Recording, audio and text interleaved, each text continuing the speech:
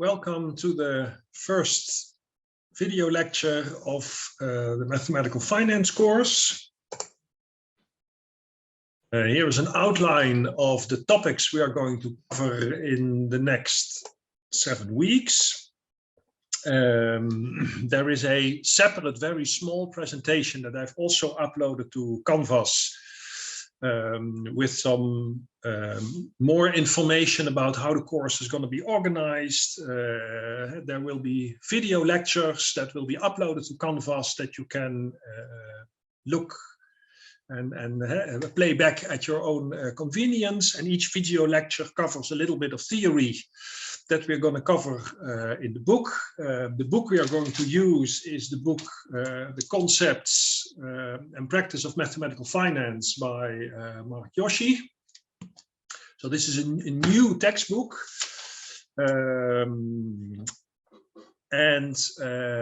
Every week there will also be a tutorial session where we are going to cover the weekly assignments that we are going to work on, but this is more explained in the separate set of notes that I uploaded on Canvas. So this week we are going to talk about arbitrage and binomial trees. This covers the material in chapters 1, 2, and 3 from the book of Yoshi.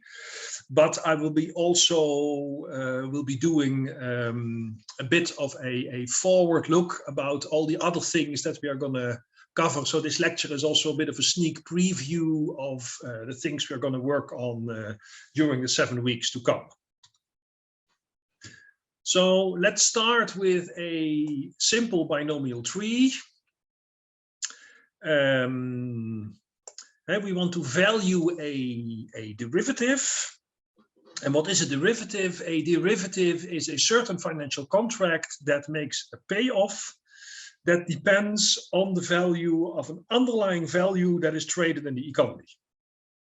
And typically, when you start a course on derivatives, you start with an option on an asset. So that's what I'm doing here as well. I have 2 traded assets in my economy. That is a stock, capital S, and there is a bank or a money market account where I can put my cash in. And I am now at time 0 at the beginning of the period, and then I can observe the current price of the stock in the market. And I can put an amount B on my bank account if I want. And then I wait for 1 period. And then at the end of this first period, the bank account has increased to capital R times B. So capital R is like 1 plus the interest rate, or e to the power of the interest rate. So this is the total amount of money that I'm going to end with, the original amount of money plus the interest that I earn, or in the current economic circumstances, maybe you have to pay a little bit of interest. So the bank account grows with certainty, but the stock price is uncertain. So with the stock price, 2 things can happen.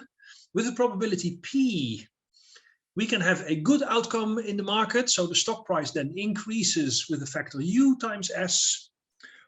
Or with probability 1 minus P, the economy is not so good, and then we end up with an outcome D times S. And typically the factor U is larger than 1 and the factor D is smaller than 1. So you are truly modeling mathematically in a highly simplified way. But this is the basic idea. So we have a certain asset and we have an uncertain asset with some randomness. And the randomness here is just a binomial random variable. And what does a derivative do? The derivative says that if the stock price increases to U times S, you get an amount of money equal to FU. But if the stock price decreases to DS, then you get an amount FD. And now the question is, if I know the payoff FU and FD at time T is 1, do I then have enough information to compute what is the market price of this derivative f at time 0. So it is this blue f here that we want to compute, given all the parameters that we know, the p, the 1 minus p, the u and the d and the fu and the fd, and of course the capital R. So that is the basic question that derivative pricing is all about. If I have a model for the economy, and if I know a particular payoff, do I then have enough information to compute the price of that derivative today at time 0? And what kind of computation methods or what kind of theory can we use to actually compute the price of this derivative at time 0? A very important tool that you can work with is the idea of replication. So what can we do? At time 0, we can buy a portfolio of delta stocks and an amount of money, long or short, in the bank account B. So we are interested in determining two numbers: delta, the amount of stocks you want to buy, and B, the amount in the bank account. And I want to choose these two quantities, delta and B, at time 0, so today, such that I will match the value of the derivative in both states of the world at time 1. And in this binomial tree model, this amounts to solving a system of two linear equations with two unknowns. So if I buy delta stocks and the economy is moving up, then my initial investment delta S grows to delta times US, and my amount of money B in the bank account grows with certainty to capital R, and I want to match this with the payoff FU. And if the price in the stock goes down, then my initial investment delta S decreases to D times delta S plus RB, and I want to match that to FD. And the question is now, can I find two numbers, delta and capital B, such that I can solve these two equations? And obviously the answer is yes, because I want to solve this system with two equations and two unknowns. And there are various ways of solving this. You can basically start by subtracting the second equation from the first equation. That kind of cancels the RB term. And then you already see that delta times US minus DS should be equal to FU minus FD. And then you can solve for a delta or delta times S. And then you can basically substitute back. That's one way of doing it. The other way is saying I have this system, this 2x2 matrix, and I need to invert this 2x2 matrix. The answer that I'm going to get is yes, I can find these two numbers. And I can now compute at time 0 the value, the market price at time 0 of this replicating portfolio. And the market price of the replicating portfolio is the initial value, delta S plus B. And I have an explicit formula for that. I have an explicit solution for delta S, an explicit solution for B. And if I add those two numbers together, I basically find this expression here. And because this is a linear system, you see that the initial value of the replicating portfolio is a linear function of the payoffs FU and FD. So if I have a different derivative, then basically this matrix stays the same. I'm only changing the FU and FD, and then I immediately know how the initial value of the replicating portfolio changes because I have this explicit linear formula here. What's now the power of replication? The power of replication is that if we can trade freely in the market, then it means that the price of the derivative, so this small f or this blue f that we were talking about here, this blue f number must be equal to the price of this replicating portfolio. And why is there a must? Well, this is a super important thing that we will be talking about in this course over and over and over and over again. This is the idea or the assumption of no arbitrage. So I will make the assumption that there are no riskless profits. There are no risk. There is no possibility of making a riskless profit in this economy. So suppose that my initial price F is lower than the price of the replicating portfolio. What I then do is I then buy the cheap derivative F, and I go short the replicating portfolio delta S plus B.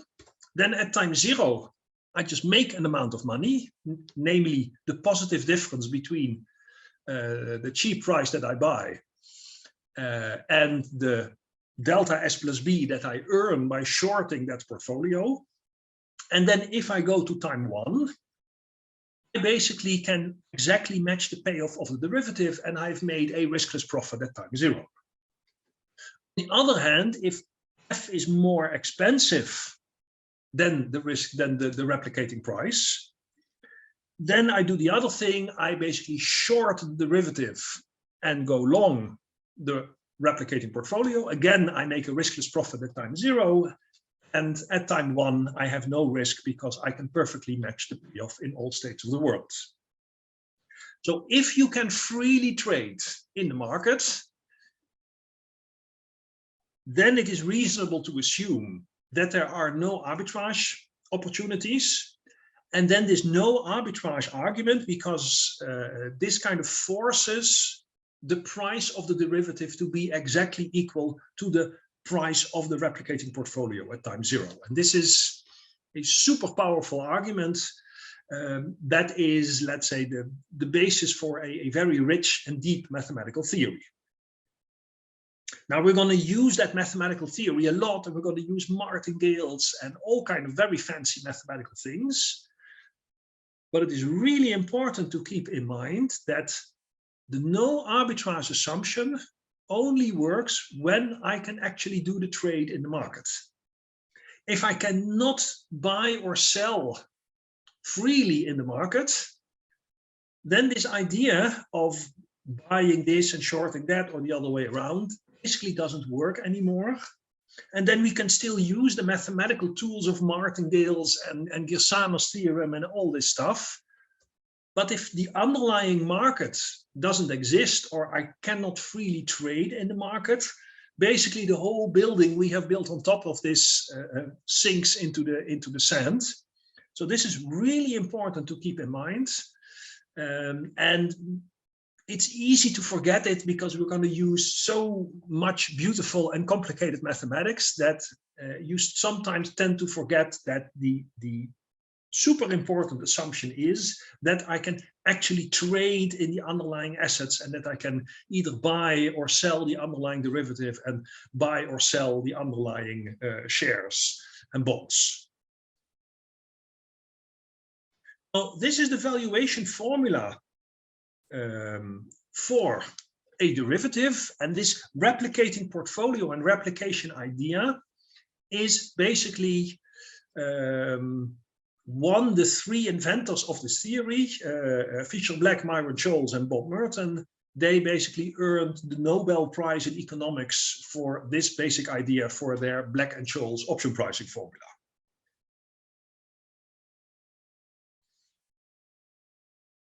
I can rewrite this pricing formula slightly by taking this factor 1 over r outside, and then I take a look at the 2 quantities r minus d divided by u minus d and u minus r divided by u minus d. So that's what I've done here. Then it turns out that these 2 numbers pi star and 1 minus pi star are 2 numbers that add up to 1. If both numbers are positive, then they can be interpreted mathematically as probabilities. And there we hit upon a very deep mathematical result. Again, we're going to talk about this in later chapters, is that the fact that these probabilities or this pricing formula can be represented in terms of an expectation relative to some new probabilities pi star and 1 minus pi star has a very deep connection with the fact that the economy itself is arbitrage free. So if we want to check if an economy is arbitrage free, there is this very beautiful shortcut that we can use by saying, well, can we find these equivalent probabilities such that my pricing formula admits this probability expectation representation? And in our binomial tree economy, it's quite easy to see that if u is larger than d, then the denominator is always a positive number. So the fact if pi star and 1 minus pi star must be positive numbers means that the numerator must be positive. So that means that r should be larger than d and u should be larger than r. And that's exactly the requirement that u is larger than r is larger than d. Only then these numbers pi star and 1 minus pi star can be interpreted as probabilities. Does this economically make sense? I'll go back to my first picture. If r is in between u and d, it basically means that the return that I make on the safe asset is in between the return of the stock in the good market versus the stock in the bad market. And this, of course, is economically perfectly reasonable, because otherwise there would be an arbitrage in this economy. If u is larger than d is larger than r, it means that even in a bad state of the world, I'm still making a better return than on my bank account. And therefore, of course, nobody would put money on the bank account. Or actually, you could lend money from your, or you could borrow money from your bank account, invest it in the stock market, and become infinitely rich. And of course, the other way around, if capital R would be above U and D, then of course, you would go short the stock market, put that in your bank account, and then the return R that you make is always better than what you have to pay back on your short position. And again, you would get infinitely rich. So again, you see that these arbitrage arguments and going long and short are very important and very useful. So the existence of these probabilities pi star and 1 minus pi star basically perfectly corresponds to the only reasonable model for this binomial tree. That is that when the return on the bank account is in between the return of the stock in the good and the bad states of the world.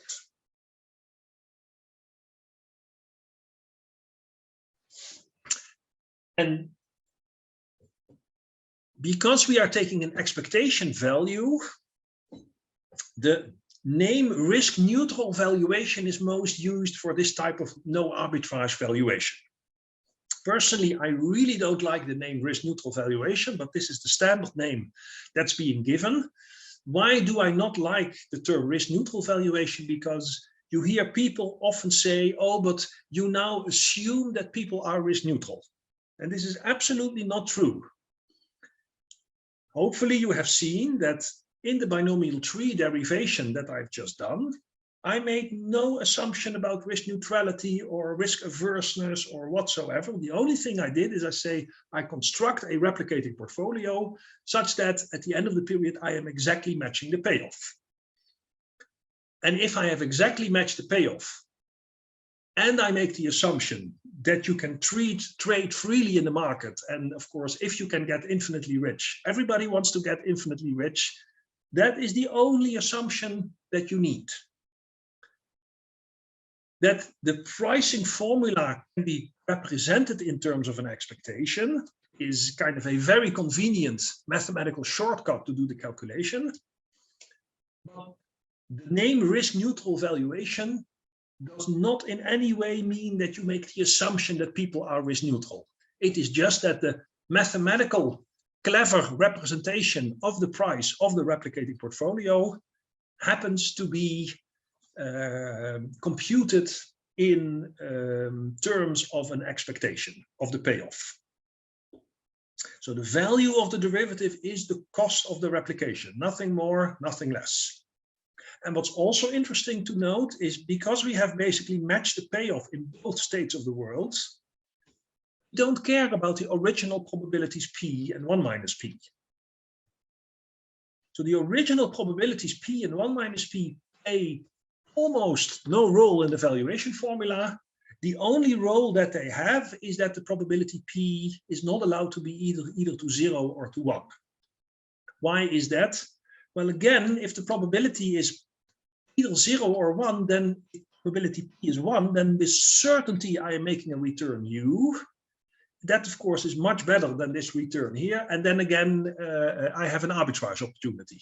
And the other way around, if P is 0, then with certainty I make this bad return D. And again, this would be not an arbitrage-free economy. So the only thing I need is that both states are possible. So both must have a positive probability of reaching those states, but then what the level of that probability is, I don't care about, as long as I have a positive probability of reaching both of those states.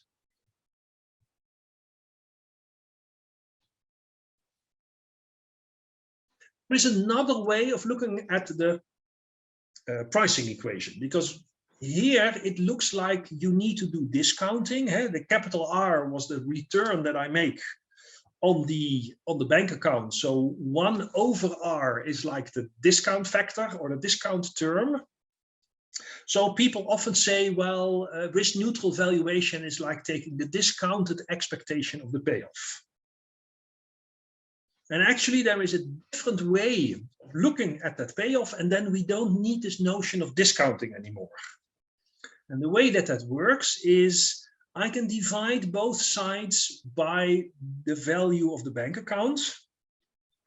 And then I can write the valuation equation as the current value of the derivative, today's value of the derivative divided by the bank account, is this expectation using these pi star probabilities of the value of the derivative in the upstate divided by the value of the bank account in the upstate, or the value of the derivative in the downstate divided by the bank account in the downstate.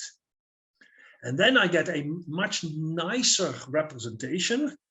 So I first express everything relative to one of the traded assets in the economy, here in this case the bank account.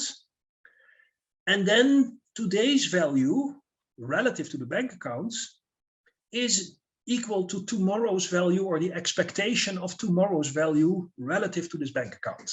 And now the notion of discounting has basically disappeared, and we get this much nicer. So this is a much cleaner, pure expectation formula. And maybe you're familiar with stochastic processes. If the value today of something stochastic is equal to its expectation in the future, then this stochastic process is what's known as a martingale. And the asset that you use, the traded asset in the economy that you use to divide all your prices by is like an exchange rate. And this representation was discovered by French mathematicians, and therefore we have the French name the numéraire asset. And then this is kind of the modern way of looking at risk neutral valuation, is not saying it's a discounted expectation, but it is the expectation, it's the martingale price of the asset, the derivative that I'm interested in, divided by a numeraire asset. And I am expressing all my prices in the economy relative to a numeraire asset.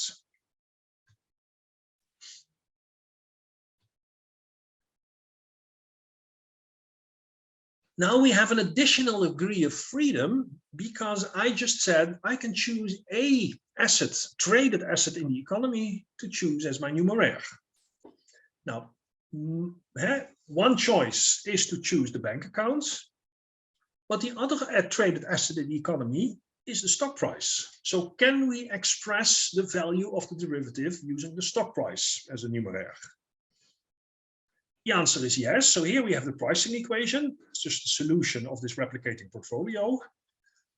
And now I'm going to divide by S on the left and the right hand side.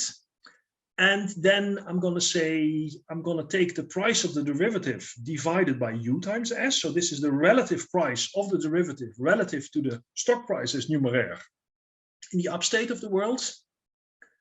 And this is the price of the derivative relative to the stock price as a numeraire in the downstate of the world. But if I divide by D in the denominator here, I must compensate with the factor D in the numerator. And if I do a U in the denominator here, I must have a U in the numerator. And now it turns out that these two expressions here are again two positive numbers that add up to 1. So it is possible to change to a different numeraire, and I will get also a expectation representation of the payoff, but there is a price to pay, and the price is that if I change to a different numeraire, I need to compensate by using a different set of martingale probabilities. And this is also a reason, because we have this freedom to either choose the bank account as a numeraire or the stock price as a numeraire, or maybe a bond, or I can choose any traded asset in the economy as my numeraire, that the notion of risk neutral pricing is not a good name. At least I don't like it. I prefer the notion of arbitrage-free pricing or martingale pricing.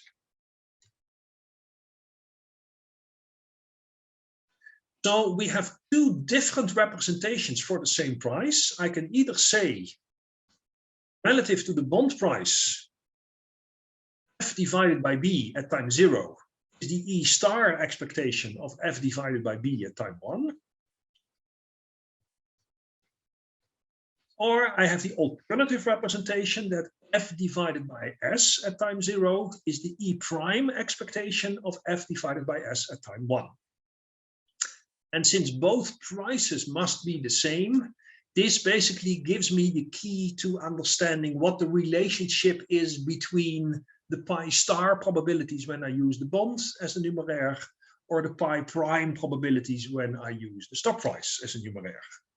The nice thing is, so I therefore have different recipes for computing the price of a derivative by choosing different numeraires. And it doesn't matter which numeraire that I choose, as long as I correctly adjust my probabilities, I will get the correct price for my derivative. And this is a trick that we're going to play with.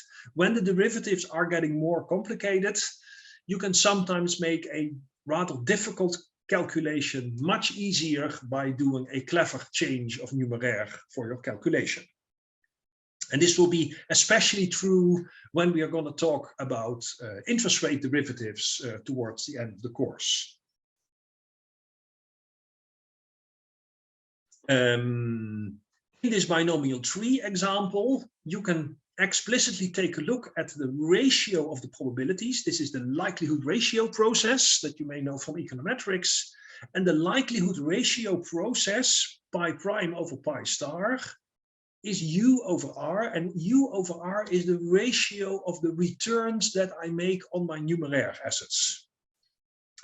And this also holds true for the 1 minus pi prime over the 1 minus pi star. Again, this is the ratio of the numeraire growth rates, or the ratio of the returns that I'm making in each state of the world.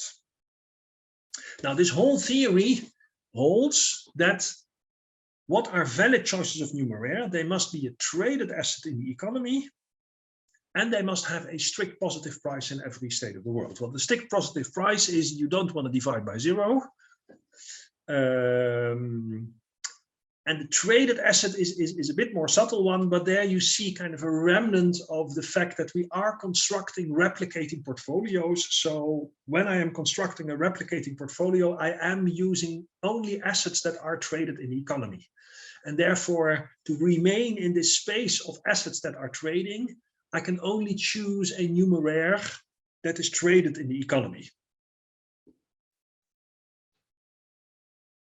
And then we're going to talk about this at length later, but this is kind of the modern way of understanding how martingale pricing or arbitrage-free pricing works, is by saying an economy is arbitrage-free if and only if there exists, for a given choice of numeraire, a equivalent martingale probability measure. So when at least one probability measure exists, we know that already that the economy is arbitrage-free. But if there is only one equivalent martingale measure, so there is a unique choice, it actually means that the economy is complete. And the completeness means that every payoff that you can think of can be replicated with a replicating portfolio. So we have this very beautiful way of kind of checking whether an economy is arbitrage-free and or complete by looking at First, does there exist an equivalent martingale measure? If it exists, we already know the economy is arbitrage free. And if there is only one martingale measure, we know something more. We actually know that the economy is complete and that every derivative in this economy will have a unique price, which is uniquely determined by a replicating portfolio. And because prices divided by numeraires are martingales, we can then compute prices as expectations. Now, the binomial tree that I talked about, the one-step binomial tree, is, I think, very nice to kind of explain these basic ideas of replication and martingale and no arbitrage and risk-neutral valuation and risk-neutral probabilities.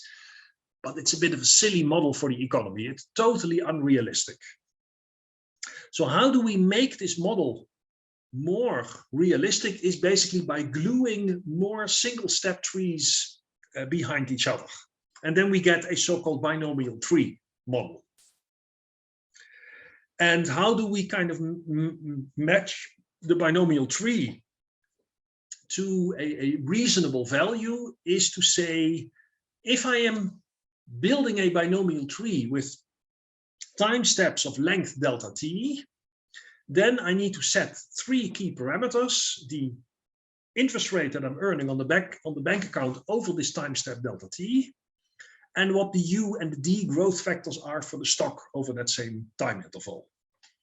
And the magical choice, or there are more choices which are equivalent to each other, but one choice is to say this bank account is e to the power r delta t, and that is to first order approximation in delta t is equal to 1 plus delta t. If delta t becomes very small, the difference between e to the power r delta t or 1 plus r delta t becomes arbitrarily small.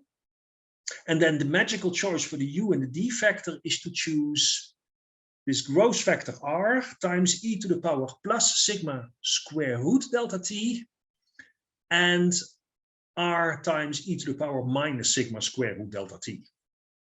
Why do we all of a sudden have square roots of delta t here? Is that we are borrowing from Brownian motion or the Wiener process, and the Brownian motion has a variance that scales with time. So the variance of Brownian motion over the time step delta t is equal to delta t.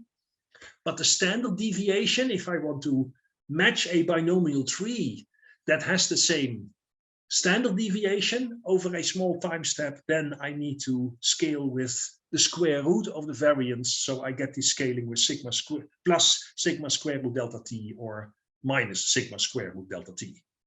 And again, we're going to be working a lot with these Brownian motion and Ito processes and diffusions as a model for continuous time trading in a continuous time economy. Now, if I now have a binomial tree with multiple time steps, how do I now compute the price of a derivative in the economy? Is the trick that you should use is you want to start at the end of the tree. So at the last time slice in the tree, at the maturity date of the option, you are at this kind of final node and you know what the payoff of the derivative is in every state of the world. If you know the payoff in every state of the world, I can then go one time step delta t back and basically use all these one-step binomial pricing formulas that are given here. So given that I know the value at time t of the derivative, I can compute the value at time t minus delta t in each mini binomial fork by using this binomial pricing formula. And I can also compute the amount of stock to invest in the replicating portfolio for this one mini binomial tree, and I'm just using exactly the same formula. And the trick is then you roll back with multiple time steps delta t from the payoff at the end towards time zero. And obviously you don't do that by hand, but if you write a computer program, you can very quickly evaluate a binomial tree with thousands of steps and you very quickly converge to the correct answer of what the price of that option is as an approximation to in an economy where you could trade continuously. So let's look at a more specific example, and instead of looking at the classical call option on the stock, I'm going to look at a slightly different type of product. And this is like an insurance product where I am saying I am receiving money from the policyholder. And so I am the insurance company and I am receiving money from the policyholder. And I'm going to invest that money on behalf of the policyholder in an underlying investment fund. Let's say the Dutch stock market index, the AEX index. But because I am the insurance company, I'm going to say, if the market does well, you're going to get the return that you made on that investment. But if the market does poorly, I'm going to give you a minimum guarantee so that if things go really bad, you get at least a certain minimum guarantee back. And this is another example of doing a derivative by saying in good states of the world, you're just going to get the value of the stock market index, but in the bad states of the world, you are going to get a certain minimum amount.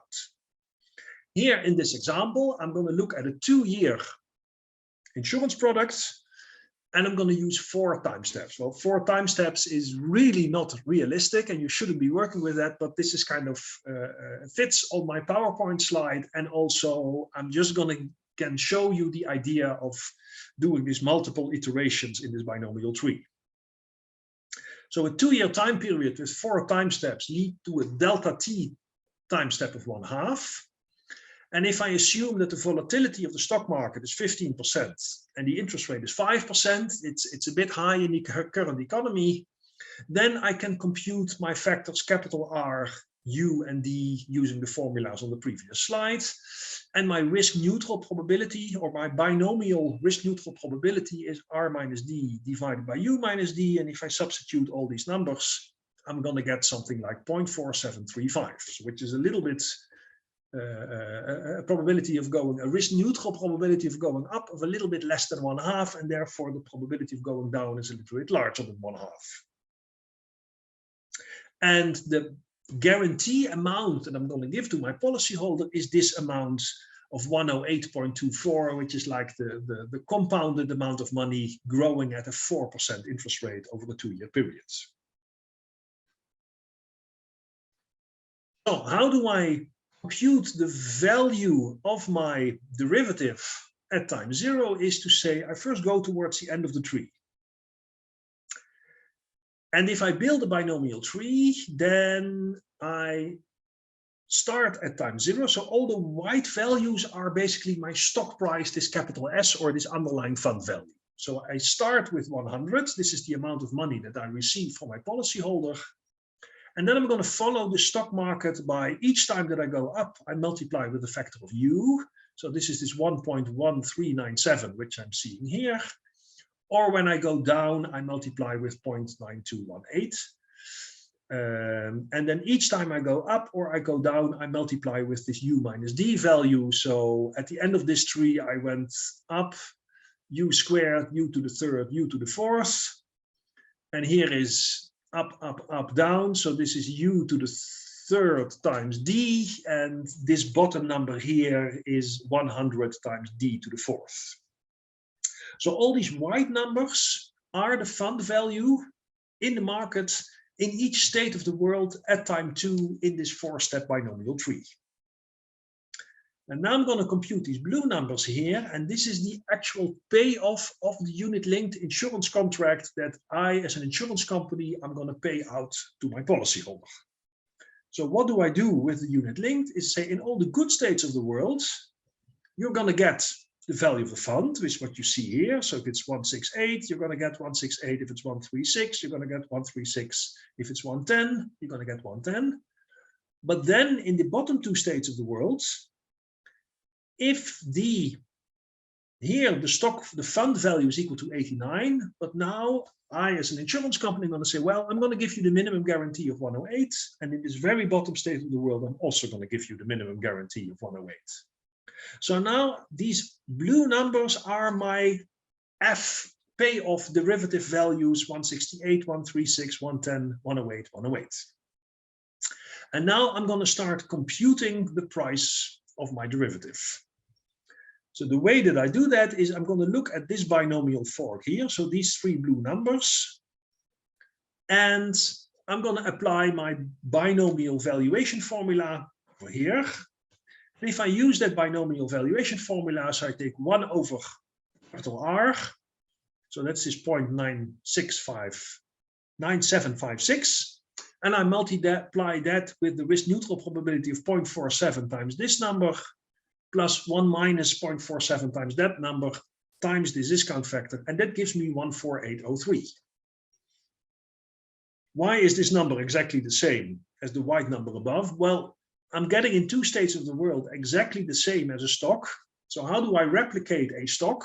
What's the magical replicated portfolio for replicating one stock? Yes, indeed, it is buying 1 unit of stock, and therefore the risk neutral price is equal to 1 stock. If it walks like a stock and if it talks like a stock, it must be a stock.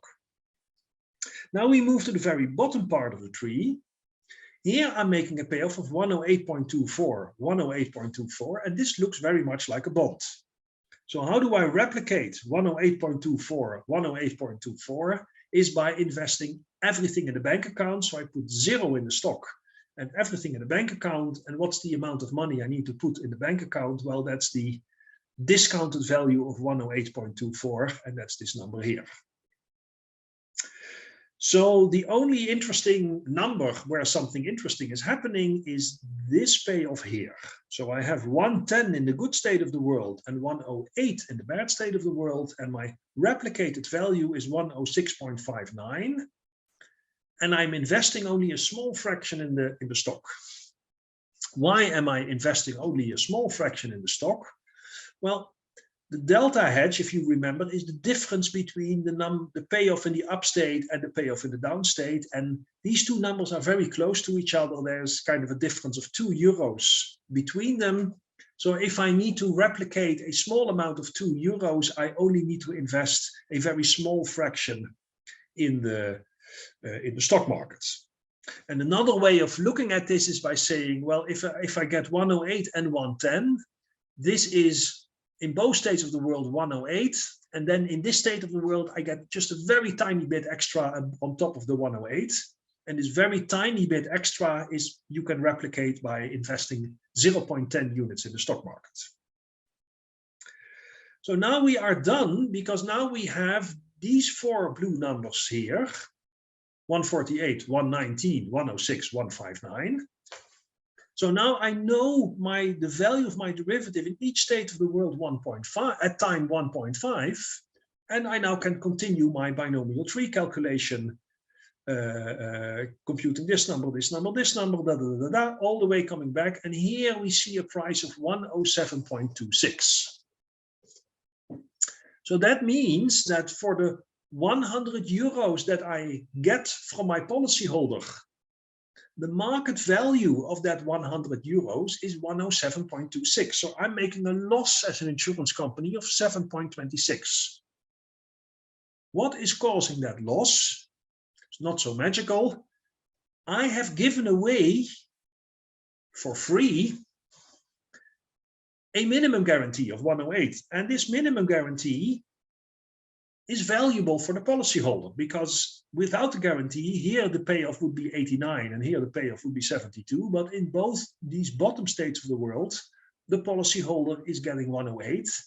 And the discounted or the risk neutral value of this minimum guarantee is exactly this 726. So I should not be selling this unit linked insurance for a value of 100 to a value of for a value of 100 to the policyholder. No, if I want to make this break even, I should say, well, I am going to invest 100 for you in the stock market, but I need an upfront payment of 107.26 because I also require a compensation for the minimum guarantee that I'm giving at the end.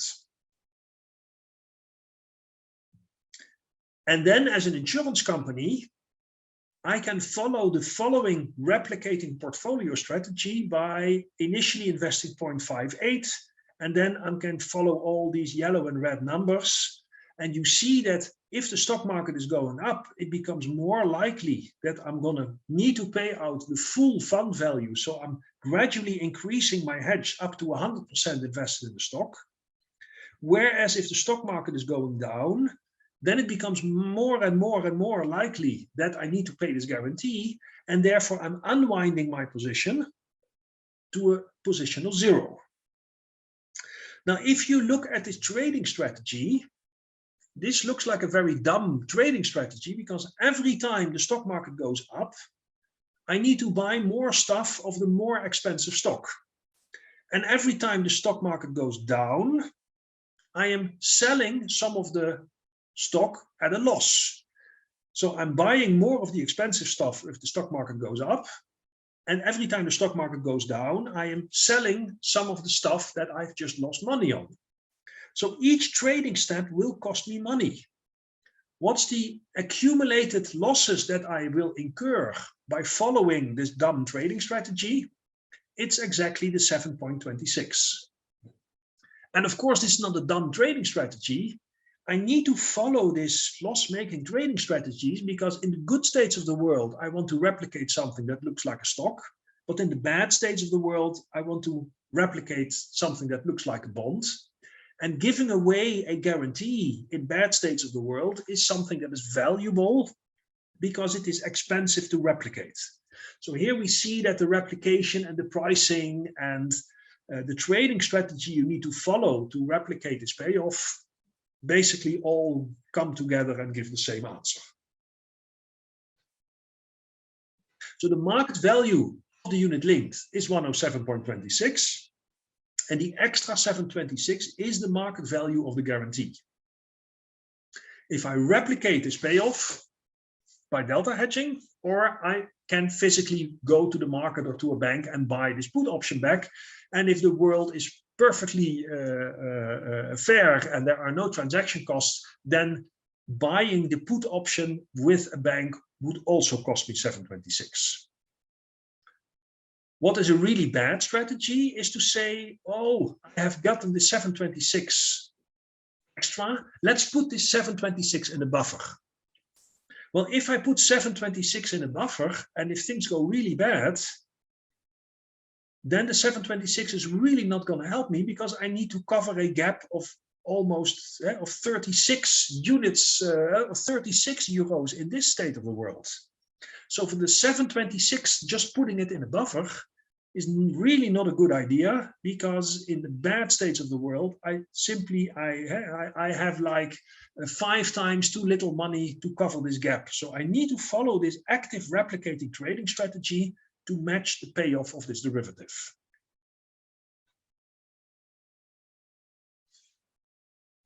There's one more sneak preview going forward. I can also do something. The previous payoff that we looked at is something that's only happening in the last time point, and this is known as European style derivative. In the European style derivative, basically there's only a payoff at the end. But in the binomial tree, we can make a switch to something called an American style derivative, and in an American derivative you can say, I can step out of the product along the way. So then dynamically something happens along the way. And in the binomial tree, I can do something very nice. I can say if I have a dynamic guarantee going forward, so the guarantee value goes from 100 to 102 to 104, 106, 108. If I have this dynamic guarantee, then in every state of the world, I can compare my dynamic guarantee with the actual value of the fund. So if I start at 108, and if I look at the replicating value, that's only 105. But if I step out of the product, I would get 106. So then it is optimal to kind of early exercise your payoff. Why is this early exercise optimal? Well, if I'm in this bad state of the world, I'm certain that I'm going to get this bond. But the insurance company is only guaranteeing a return of 4%, whereas the actual return that I could get by putting my money on the bank is higher. So if I step out of the product here at 106, and if I then invest my 106 in the bank account, I am getting a return of 5%. So I'm getting a higher payoff than the 108 here. And the same trick, but it's called the difference is getting smaller, is happening here. So these two pink numbers, or the numbers above the pink number, are basically the two nodes in this binomial tree where I want to early exercise my American option. And of course, by early exercising as a customer, I am extracting a little bit more value out of the product. So the initial value is slightly higher because an American style option is always more expensive than a European style option. The market value of a unit linked with a continuous guarantee, which is like an American style option, is 107.4. And this is higher than the previous case that we looked at. So there is an extra value of kind of dynamically switching. And again, it gives you a little bit of a preview of the difference between American style options and European style options. This brings me to the end of the lecture. Again, I've also uploaded the case assignment for this week. And I'm going to stop the recording here.